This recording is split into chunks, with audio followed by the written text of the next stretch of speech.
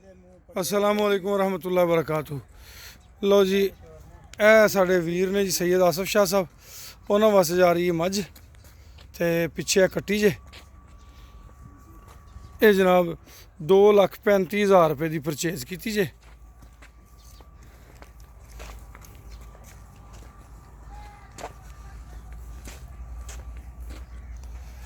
अल्लाह नसीब करे जी, अल्लाह खैर बरकत देवे।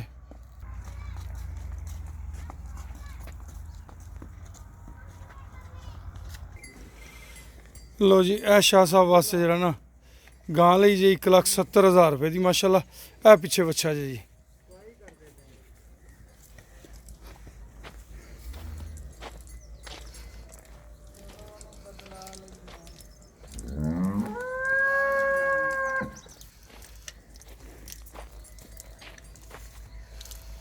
ठीक है भी लै मोड़ लिया।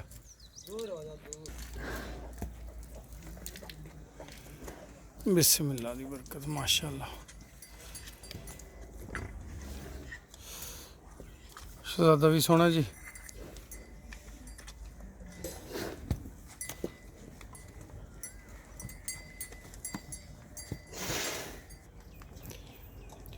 लो जी माशाल्लाह, यह गां अपने सोहने वीर वास्ते ली जी 1,60,000 रुपए की।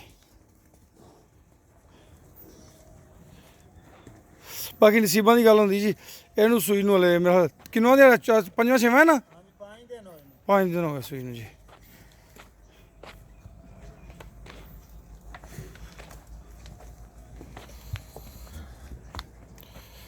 लो जी शाह जी, अल्लाह खैर बरकत देने वाला जी। ते असी तो अपने कोताही कोई नहीं की, बाकी खेड सारी नसीबा की है जी। बच्चे तो पिछे पिछे नसी जाती है, मारना ने की। लो जी, एक कह ली जी माशाल्लाह 2,15,000 रुपए की। शाह जी अपने वाल तो जी कोशिश की चंगे चंगे दी, ते बाकी सोने रब दे काम ने। ये पिछे है जी कट्टा, 2 मझां पिछे कट्टियां ते 1 मझ पिछे कट्टा।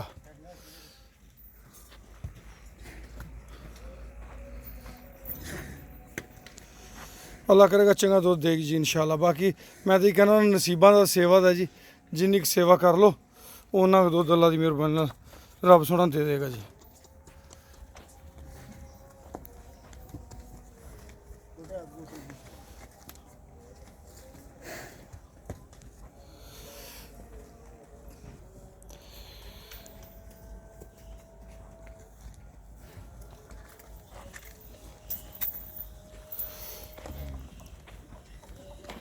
शाह जी ये पिछे कट्टा जे, दूसरिया 2 मझां के पिछे कट्टी जे।